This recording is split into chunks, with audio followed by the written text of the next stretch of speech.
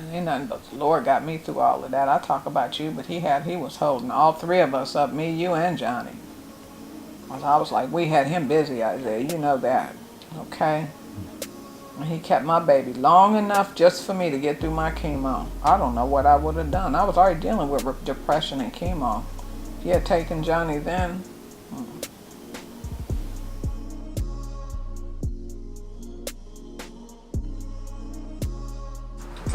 So just talk about like your visit to the hospital and like why you went to the hospital originally. So I initially went to the doctor because I was very tired and my foot was hurting me to the point where I couldn't even step on the heels of my toe. So when I went to the doctor, I was diagnosed with Auschwitz-Schlatter, which is common after I found out. And then I read up on it. And then I also, what came up in my chart was mammogram, which I had. This was in January, which I had in March the year before, and it had been clear as they had been all the years in the past. So I sort of hesitated because I knew I had just had one last year and I hadn't had any problems, breast cancer running my family. I wasn't concerned about it. And then I initially was diagnosed with a tumor, and they sent me for a biopsy, all the while assuring me that it probably wasn't anything and it was probably a calcification which had been identified before, but in this case this was something new. And so once they did the biopsy, they discovered that I had breast cancer, stage 2.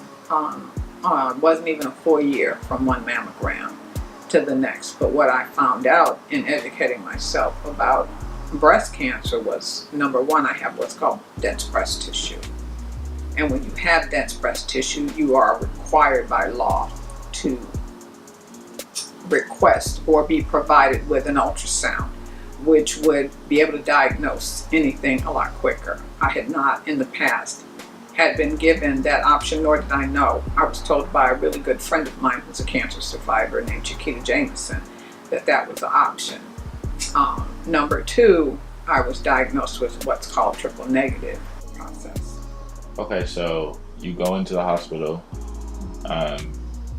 for your foot. Right. You see there's a mammogram on your chart. You end up getting the mammogram. Yeah. They say it's a tumor. Yeah. Say it's probably a calcification. It ends up being triple negative breast cancer, Yeah. right?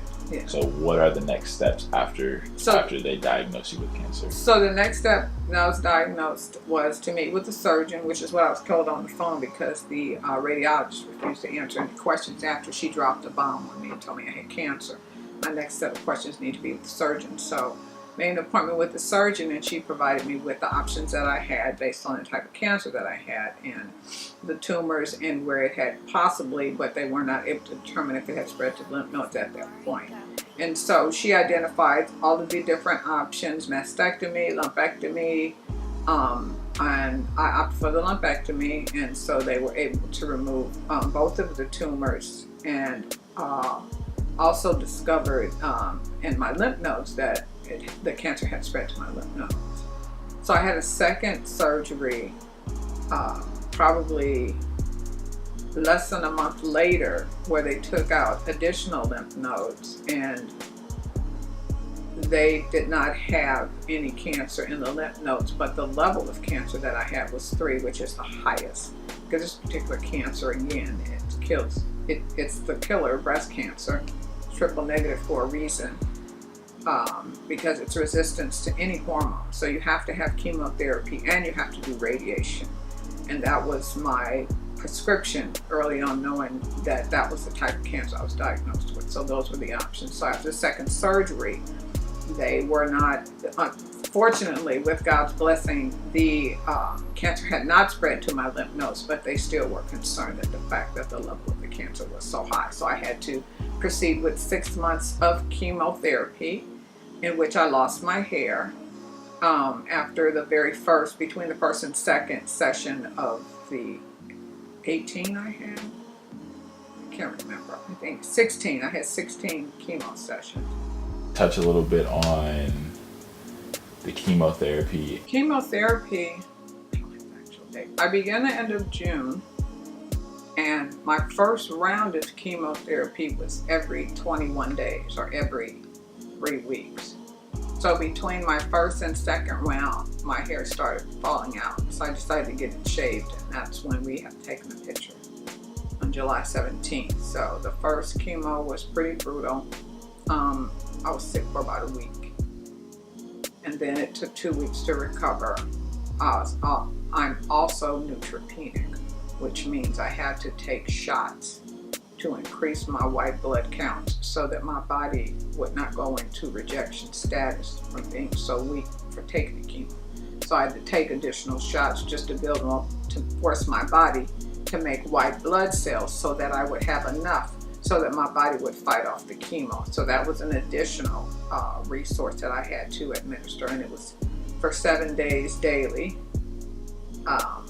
And it was always right after a chemotherapy session. And what are some of the side effects? The side effects is I lost my hair. I was very nauseated. I didn't have an appetite. I was very weak. I was tired. I just in a very zombie state. At least the first round, where they were separated by 21 days. I spent the first 7 days pretty much sick, because after that I was giving myself those shots every day and trying to get myself to eat. It was horrible. That was the worst part. Even with the medication they gave you to control the nausea, in my case, my side effects is my mouth would break out like I had eaten Pop Rocks. So I either dealt with the nausea and was able to drink or eat, or I took this medication and I felt like the Incredible Hulk had released himself in my mouth and punched me all over, and then I had sores. I felt okay, but then I couldn't eat anything. So what do you opt for? You opt for the being nauseous where you can eat something. So the first round was the worst. At that point, I lost my hair in addition to everything else. By the time I got to the second, third, and fourth round, where it was weekly, that started in October, it wasn't as bad. I ended up only having to take the shots for 2 or 3 days because I continued to be neutropenic. So just talk about after you're finally done with all the therapy and you were considered cancer free. Talk about the process of getting back to work and the after effects that the entire journey had. Yeah, it was quite a journey. I think in regards to looking back, it hit some rough spots. It was difficult in terms of work. My employees were supportive and allowed me to telecommute when I was able to, and when I was not able to, that was taken into consideration. So, and even though the therapies are done, it's still a healing process. So I sometimes have sleep. I still don't sleep well. I still have what's called chemo brain. I forget stuff, so I use Post-it notes a lot. And sometimes I notice I kind of get angry quick. I'm impatient. And just trying to manage all of that and stay healthy is always a challenge. Drinking the water, taking the walks, taking the vitamins, continues to be a lifestyle change for me in this cancer recovery, because I will still continue to be under doctor's care for quite some time. Okay, so with the entire journey in mind, you can break it up into steps if you want to. Mm-hmm. Talk about how it affected you emotionally. I don't know if I could say I was mortified, petrified, scared. I think it was just a lot of emotions at once. It took me a minute to wrap my brain around it, and at that point, as you well know, I shared with very few people. So I kept it to myself, and in addition to that, I shared it with my 2 sisters who both have daughters. So I went and took what's called the BRCA gene test, which helps to determine if that gene runs in your family. And because I had nieces, I wanted to make sure that if that was the case, that they would be informed. Thankfully and luckily, I did not have the BRCA gene, and my nieces are safe, but still, it's just knowing moving forward that those are the types of tests that can help women who may have breast cancer in their family.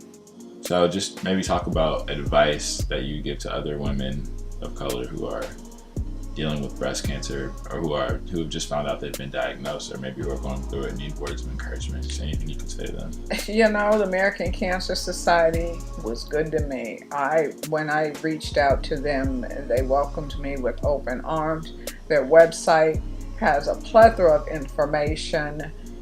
The people that they put you in contact with, whether it's direct contact or indirect through the phone, are always caring and patient and kind. So I have nothing but wonderful words to say about the resources that were available, and would encourage anyone who is dealing with issues with breast cancer to reach out to them, and also any local agencies that may have support groups in regards to the healing process and what it actually takes and how each woman deals with her breast cancer. Yeah, so with my list of thank yous, I must start off with Chiquita Jameson, who is my former neighbor and also breast cancer survivor, who literally took me underneath her wing as soon as I told her I was diagnosed with breast cancer. She was one of the first earth angels that really came and then just took really good care of me. And I Sherry Bradford with a Y, and I Sherry Kidd with an I. They came through. Teresa Hall, Rosalind came through.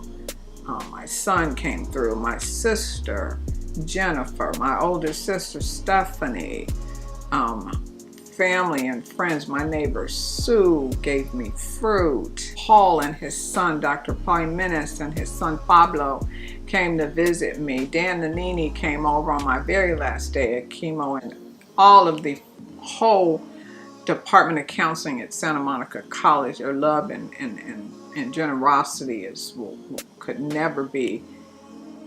I'm so overwhelmed by that. And also UCLA undergraduate admissions and the Office of the Enrollment Management, the love and support that they provided me early on with the gift cards and the flowers and the support throughout the whole journey.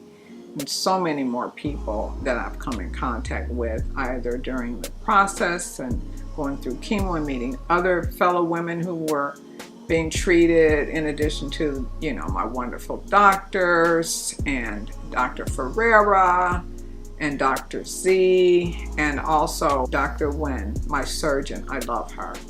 And all of these people work together to make sure that I did well. And there's so many other people that I can thank. But first of all, I have to thank the Lord, because had I not gone in for my foot, which was hurting, I would not have been diagnosed with stage 2 breast cancer. So just talk about why you want to be on her show, and how you feel like the platform would allow you to reach a lot of other women who maybe aren't thinking about breast cancer and should be thinking about it.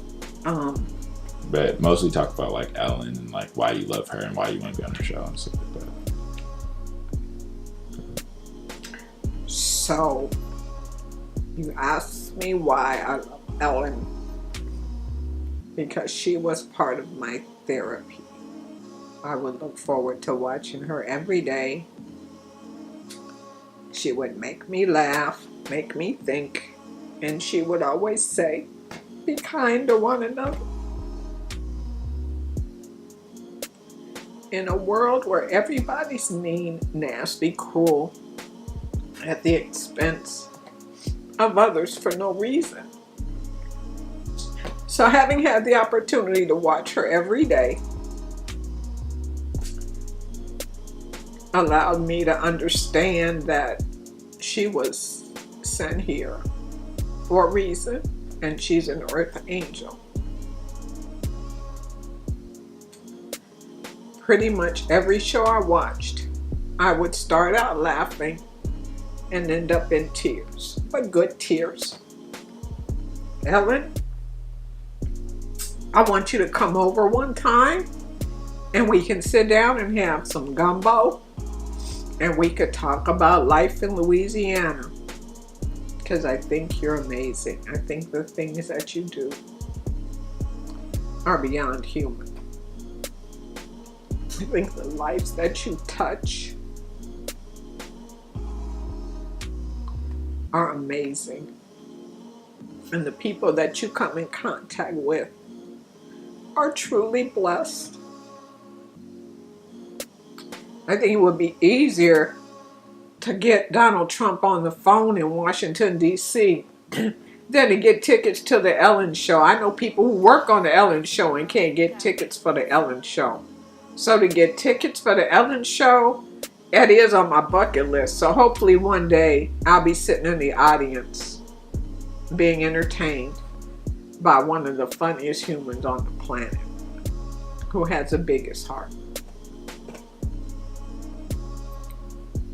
Amazing, but at some point you kind of feel like, it's a factory. All these people in here have some form of cancer, all of this, and and then you get a chance to reach to a different level, a different population of people who are dealing with you from an individual perspective, and it helps you, I think, kind of maintain some level of normalcy.